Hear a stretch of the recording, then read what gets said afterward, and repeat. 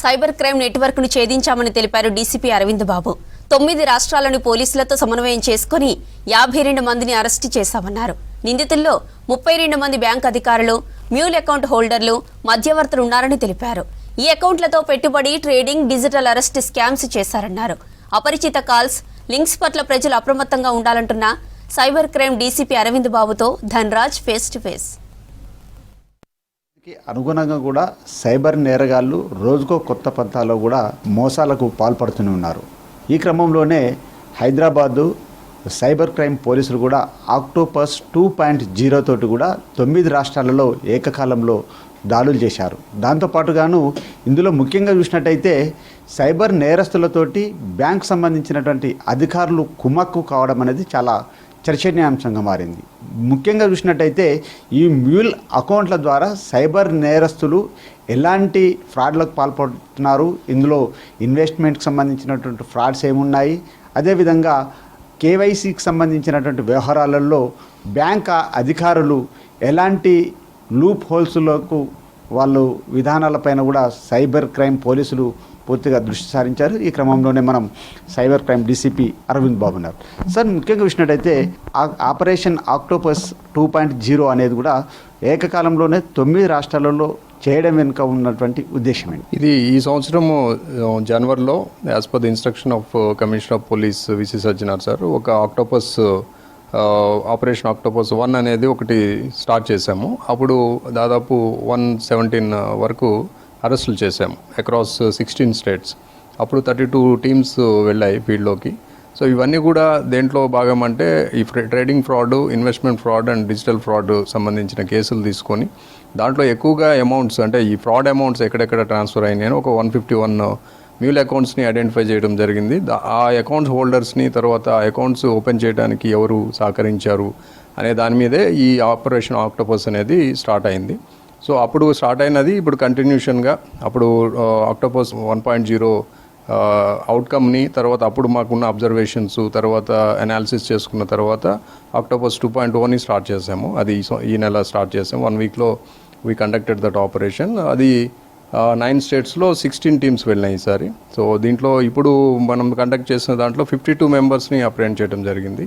దీంట్లో కూడా ముఖ్యంగా కాన్సన్ట్రేషన్ అంతా కూడా ఈ మ్యూల్ అకౌంట్స్ ఓపెన్ చేయడానికి సహకరించిన వాళ్ళు బ్యాంకర్స్, ప్రత్యక్షంగా పరోక్షంగా సహకరించిన బ్యాంక్ ఎంప్లాయీస్ని మనము అప్రెంట్ చేయడం జరిగింది. బ్యాంక్ అధికారుల నిర్లక్ష్యం అనుకోవాలా, లేకుంటే వీళ్ళు కావాలని కూడా ఇందులో వాళ్ళ మోటో కూడా ఉందా? నిర్లక్ష్యం ఉంది. తర్వాత కొంతమంది అకౌంట్ హోల్డర్స్తో కుమ్మక్కయ్యారు, అది కూడా ఉన్నది. సో మన దగ్గర ఎవిడెన్స్ ఉన్నది. ఆ ఎవిడెన్స్ ప్రకారమే మనము వాళ్ళని మీద లీగల్ యాక్షన్ ఇనిషియేట్ చేయడం జరిగింది. దాదాపు సుమారుగా 32 మంది బ్యాంక్ అధికారులు ఇందులో ఫ్రాడ్లకు పాల్పడ్డారనేది కూడా ఎవిడెన్స్ మీరు కలెక్ట్ చేశారు.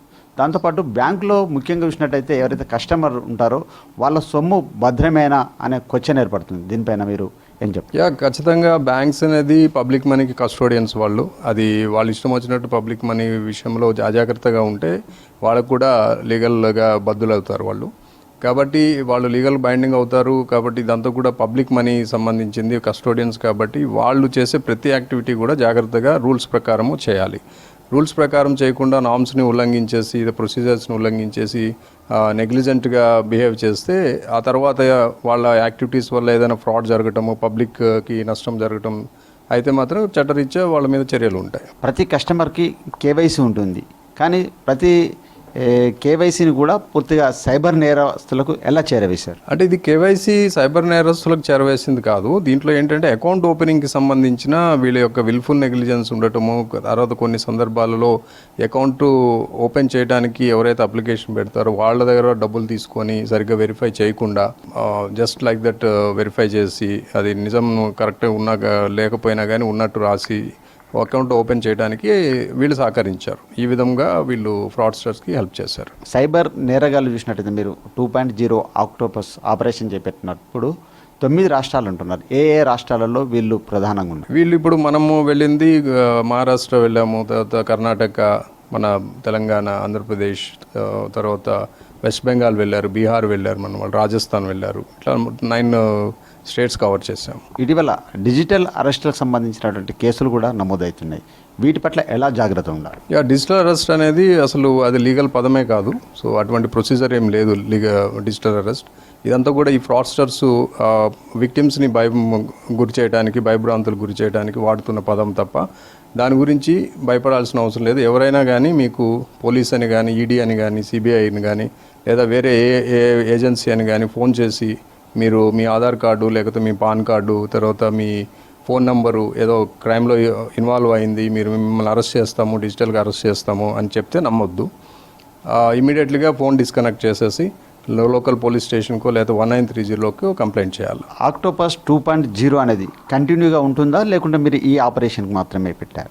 ఇది కంటిన్యూ అవుతుంది. బికాజ్ ఇప్పుడు మాకు ఆక్టోపస్ 1.0 తర్వాత 2.0 మీద చేసిన అనాలిసిస్, అబ్జర్వేషన్స్ ఇవన్నీ కూడా మళ్ళీ మేము కొత్తగా అన్నిటిని రివ్యూ చేసుకొని మళ్ళీ నెక్స్ట్ ఏం చేయాలనేది నెక్స్ట్ టార్గెట్స్ ఫిక్స్ చేసుకొని మళ్ళీ ఇది కంటిన్యూ అవుతుంది.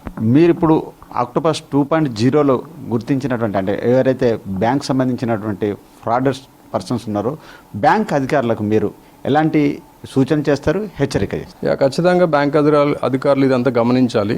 Especially the higher level decision making ఎవరైతే ఉంటారో. ఎందుకు అంటే ఇది ఇలా జరగటం వల్ల ఒక పక్కన ప్రజలకు నష్టం అవుతుంది, రెండో పక్కన బ్యాంక్ కూడా రెప్యుటేషన్ దెబ్బతింటుంది. కాబట్టి మీరు దృష్టి పెట్టాలి దీని మీద. ఎవరైతే డెసిషన్ మేకింగ్ ఉంటారో బ్యాంక్లో టాప్ లెవెల్ వాళ్ళందరికీ కూడా మేము కూడా చెప్తుంది ఏంటంటే, ఇలాంటివి అవకతవకలు ఏమైతే ఉంటాయో మేము కొన్ని ఐడెంటిఫై చేసాము, వాళ్ళు కూడా ఐడెంటిఫై చేయవచ్చు. రివ్యూస్ చేసుకొని కొత్తగా ఏం ఓపెన్ అయినాయి, అది కరెక్ట్గా వెరిఫికేషన్ అయిందా లేదా రీవెరిఫికేషన్ చేసి ఇట్లా వాళ్ళు కూడా కొన్ని మెకానిజం పెట్టుకొని ఎక్కడైనా తప్పులు ఉంటే దాన్ని ఐడెంటిఫై చేసి దాన్ని సరిదిద్దటమా లేకపోతే వాళ్ళకి మీద యాక్షన్ తీసుకోవడమా చేయాలి. ఇలా చేయకుండా చూసినట్లు వదిలేస్తే మాత్రం క్రైమ్ పెరుగుతుంది, ఫ్రాడ్స్టర్కి వీళ్ళు హెల్ప్ చేస్తూనే ఉంటారు. సో దానివల్ల ప్రజలకు ఇబ్బంది అవుతుంది. ఈ 150 కోట్ల రూపాయలకు సంబంధించినటువంటి ఈ సైబర్ నేరస్తుల చేతిలోకి వెళ్ళింది, ఆ అమౌంట్ అంతా సేఫేనా? లేదు, అది ఎప్పుడో బయటకు వెళ్ళిపోయింది చాలా వరకు. బికాజ్ సైబర్ క్రైమ్ అంతా కూడా ఈ మ్యూల్ అకౌంట్స్ ద్వారా ఆన్లైన్ ట్రాన్స్ఫర్స్ జరుగుతాయి. Within seconds, within hours, few మినిట్స్లో మొత్తం కూడా మాయమైపోతుంది.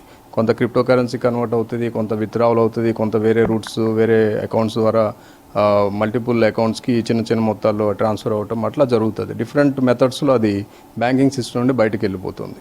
సో అది మనీ ట్రయల్ చేయటము, తర్వాత హోల్డ్ చేయటం అనేది ఇమీడియట్లీ చేస్తే జరుగుతుంది, కానీ డిలే అయ్యే కొందికి బయటకు వెళ్ళిపోతుంది. మనం జనాలకు ఏం చెప్పాలి? సైబర్ ఫ్రాడ్స్టర్స్, సైబర్ క్రిమినల్స్ పబ్లిక్ని మోసగించడానికి రెడీగా ఉన్నారు. ప్రతి అవకాశాన్ని వాళ్ళు వినియోగించుకుంటున్నారు.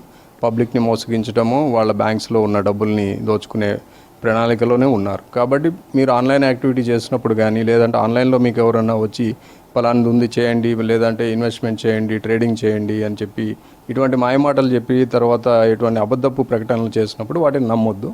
ఆన్లైన్ యాక్టివిటీ చేసేటప్పుడు 1-2 సార్లు ఆలోచించాలా, థింక్ బిఫోర్ యూ యాక్ట్.